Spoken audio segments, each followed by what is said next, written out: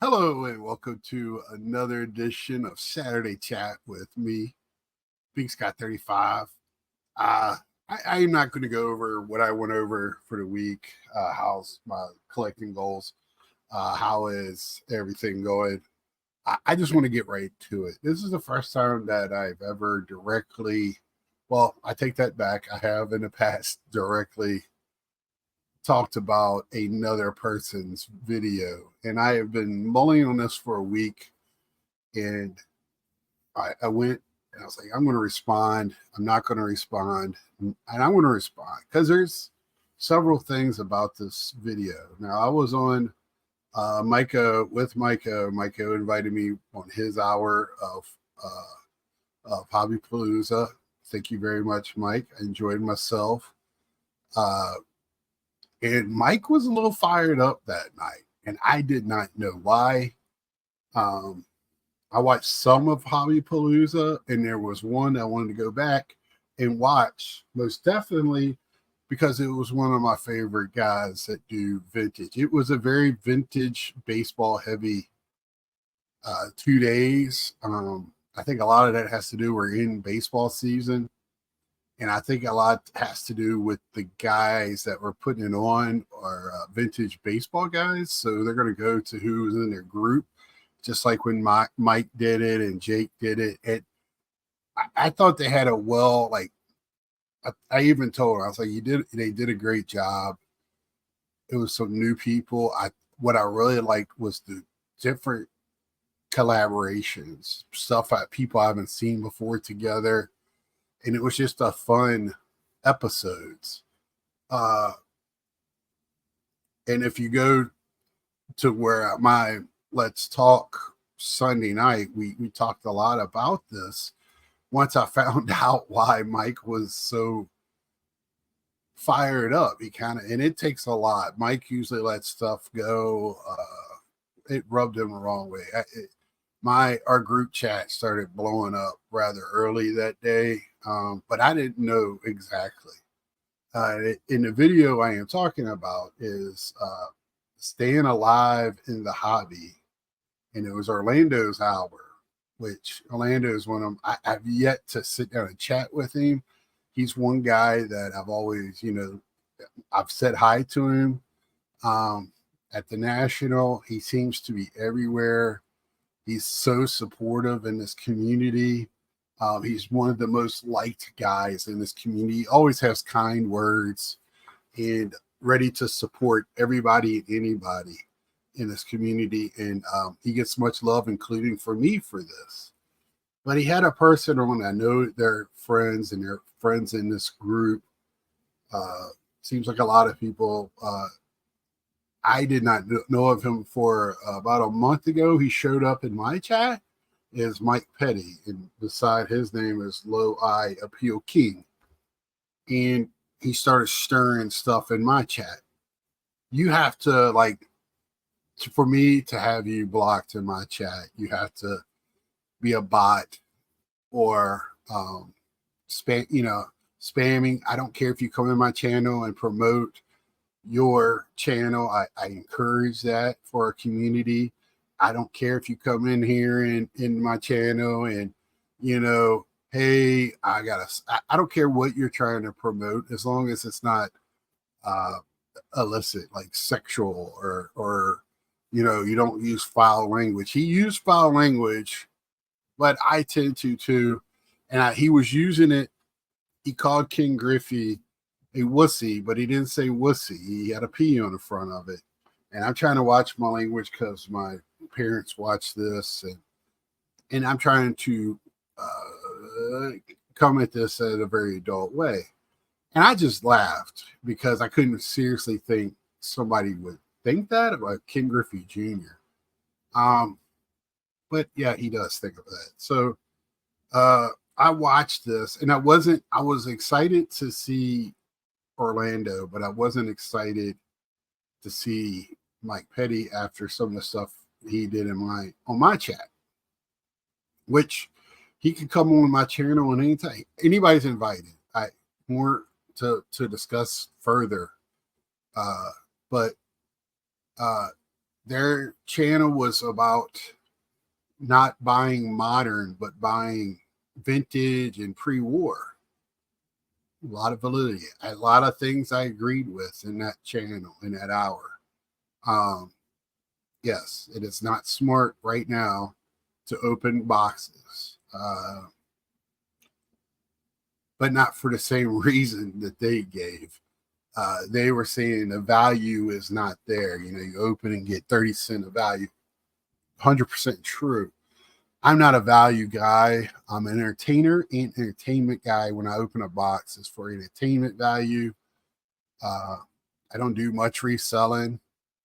Most of the time, if it's a card in there that's really good, it goes in my collection.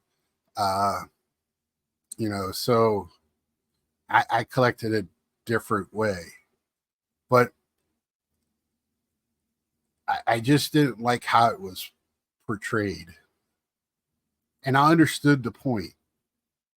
And Orlando even said at the end, you know, we're making jokes here. This is collect how you want. And Petty goes, yeah, collect how you want, whatever, but you're stupid if you do new stuff. I got to give, I'm not trying to put this all on Mike Petty uh, at all, but because it feels like the vintage guys are allowing this type of talk to be done freely because he's not the only one that does it. He is not. I've heard this same stuff said by other people in the vintage community, that if you collect modern and all the sparkly, shiny stuff, you're stupid and ignorant. Well, I'm not ignorant because I know what I'm doing. I might be stupid in your eyes, but I've talked about this before. I don't understand why you're collecting that. You kept showing the card and saying, hey, this guy was good. Well, I can show you a Frank Thomas right now. Ken Griffey Jr., who you called a wussy. They're in the same Hall of Fame. Plaques are on the opposite wall. And if you don't think they're just as good, I think they're better than the guys you were showing. I think those guys would out hit those guys in their. You put both of them at their peak against the best pitchers at that time, and I believe the hitters now, Tony Gwynn, Rod Carew, and you were talking about I want to buy those guys after they retire and are done. Well, you didn't show a Rod Carew, a Tony Gwynn, a Frank Thomas, a King Griffey Jr., a Johnny Bench. So where they at, bud? I'm naming off Hall of Famers. And guess what? They were good. You know, a lot of that stuff, that nice stuff from, you know, and you saying, oh, that's an ugly card, it doesn't have eye appeal. I get it's tongue in cheek. And y'all both have awesome collections. Awesome. I love when Orlando does his non-sports stuff. I tell him all the time. I love the, you know, that stuff. I love the old school pre-war. I just don't have that. And I love to look at that stuff. But for me to put my hobby money into it, it's got to be something that moves my needle, my internal needle. So it's going to be players that I grew up watching that made me want to play the game at a high level. It's going to be players that I watched that makes me want to turn on the TV now, because the cards are an extension of my fandom. I just don't collect so my kids have something when I die. If I'm going to do that, first off, I don't have kids, but I have loved ones that I will leave behind, and I have money in other places for them to have chunks of. And whatever they get out of the cards is what they get out of the cards. The cards are for me, for when I'm living. I don't buy a car in case I die tomorrow and somebody whoever gets it can resell it and get something for it. You know, I don't understand that. I mean, I understand why, and it's a good set. It sounds good, but to me, that is ignorant. If you want to buy something for your children, buy stocks, bonds, land, property, houses, anything. Build a portfolio for them to leave behind, but don't buy a portfolio of baseball cards. That to me is ignorant. So with that being said, I don't think anything that y'all are doing is ignorant or stupid. I like the reasons why you for the but it seems like you're getting excited because you have this card. It has a 3 pop. Not it could matter who's on the doesn't matter who's on the front. You're buying it because of a pop. I heard that a lot. I can give a shit about a pop. A wise man once said, "A pop just gets bigger. It just takes somebody." More and more of these collections are coming out because the boomer generation is passing away. So more and more of these collections are coming out.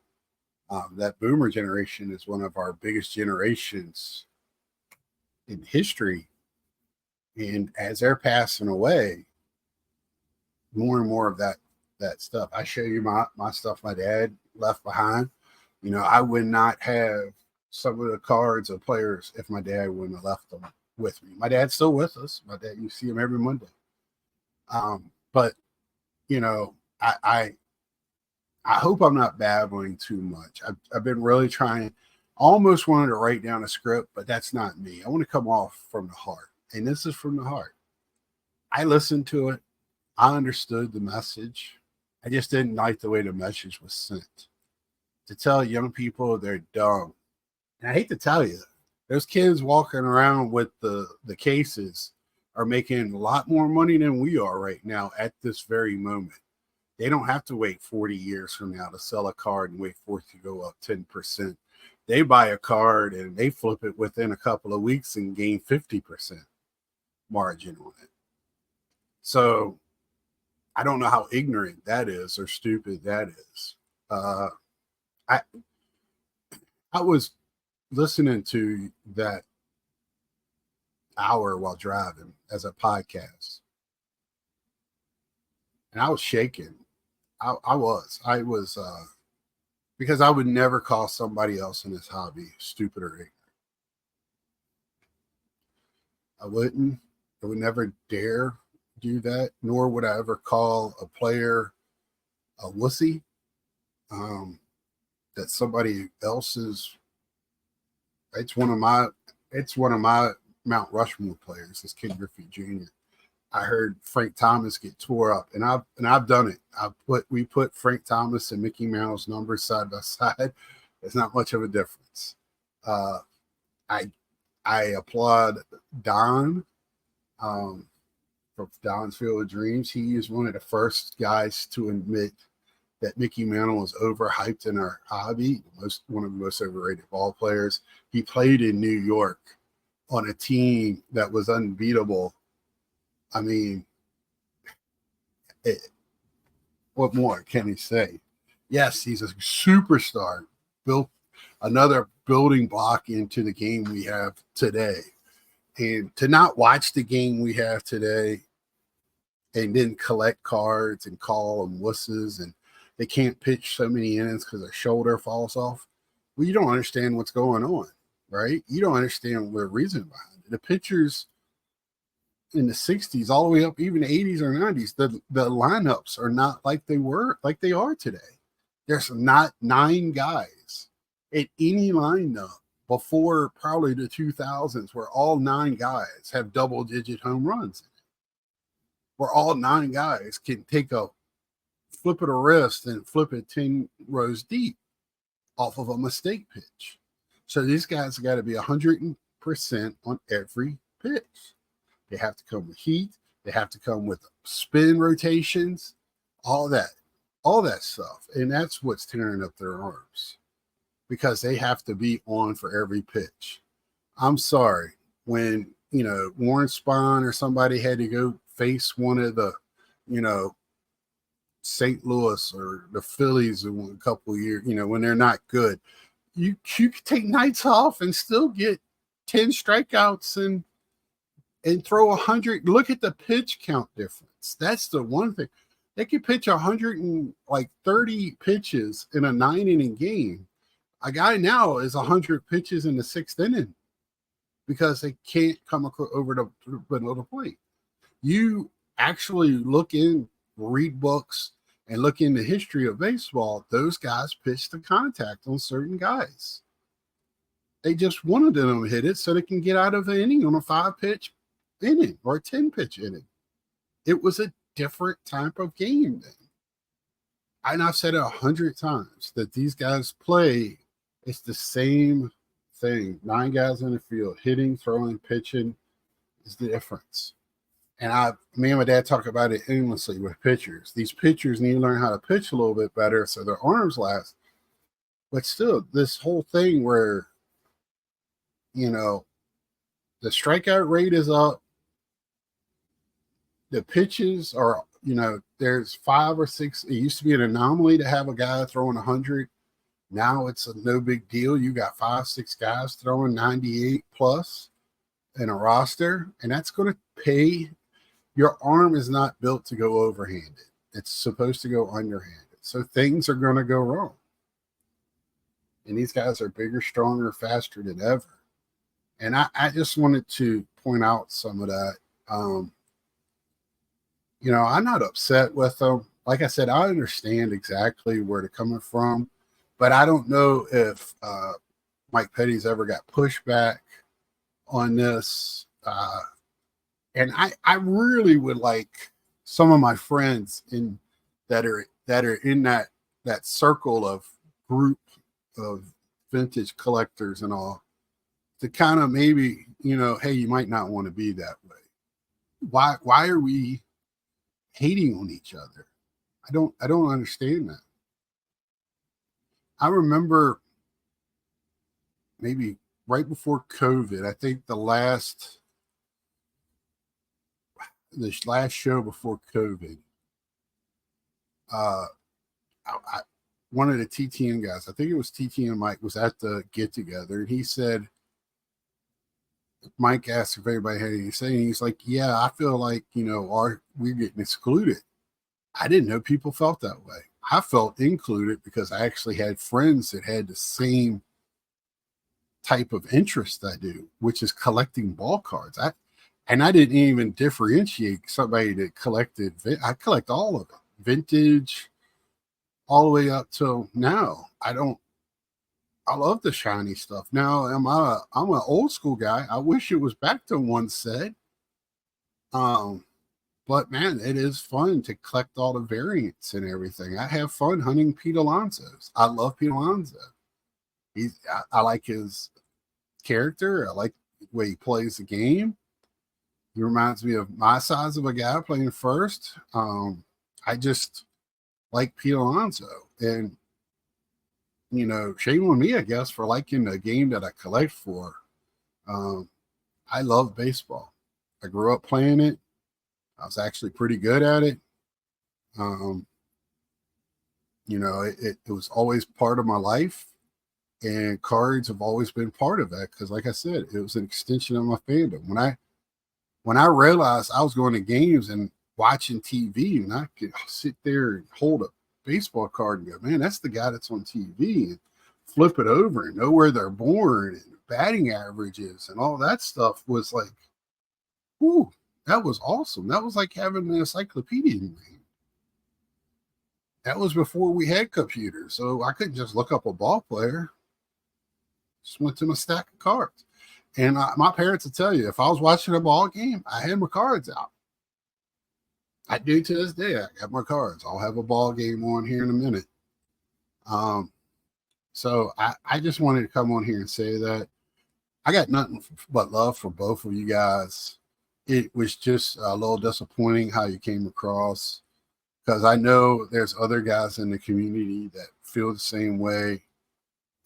Even that are in that group with 4 investors, not the 4 guys, but just on the fringes that's been on their shows. And we stop. I don't know if you're scared at the value of your cards, because there was a lot of value talk in that hour. A lot of value talk. And one of my friends has coined the term vintage flippers. And that's what it seems like. It's like you want them vintage cards to stay up. So when you sell them, I just don't care. I buy something. I don't look at the price again. goes in my collection. Do I sell cards? Yeah, I got a whole stack that I'm gonna. I have. I don't know how many cards on Sport Lots right now.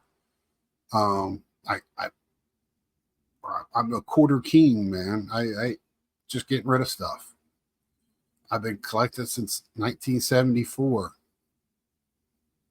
I have a lot of baseball cards. I have a lot of other cards. But if I knew that was the point that Mike was trying to make that night, I would have had different cards to show. I would have had nothing but modern, nothing but shiny, and had stories, because I love the cards that are in my PC all mean something to me personally, more than value, more than a pop list, more than just they were one time, you know, old. And I really feel like the nostalgia for these players you've never seen play is this just romancing the past, romanticizing the past. It is, it's not wrong. I love history. I'm a history major, and I love those cards too. But you know, you both have beautiful collections, and I would never want either one of them, because then it's not my collection. My collection is curated for me. Your collection is curated for you. And I say collect how you want to collect. There's no wrong way to collect. You kids out there with your Pelican briefcases or whatever, you keep collecting the way you want to collect. Whatever keeps you in the hobby is all right with me, because I'm going to keep collecting. If the bottom falls out of this thing, Scott's going to be around, and hopefully still have a YouTube channel, because I'm not hung up on the value. And I think more, and it's been said before, more and more people as they get older gravitate to the history part of it. I do think we need to call the 70s and 80s something different than vintage. I believe that is expanding into this era. We have golden age, which I don't have a problem with. Pre-war, golden age, and then cost, whatever, silver age. I don't care. I like to do in comic books.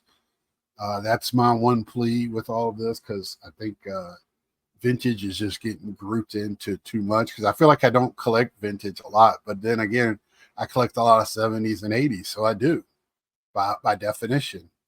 But to me, vintage is, 40s, 60s, 40s, 50s, 60s, and pre-war.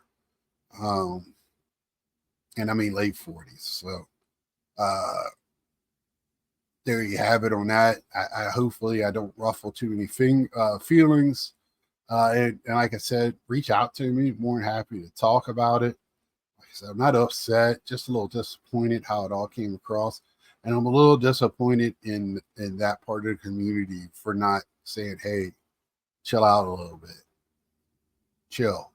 Because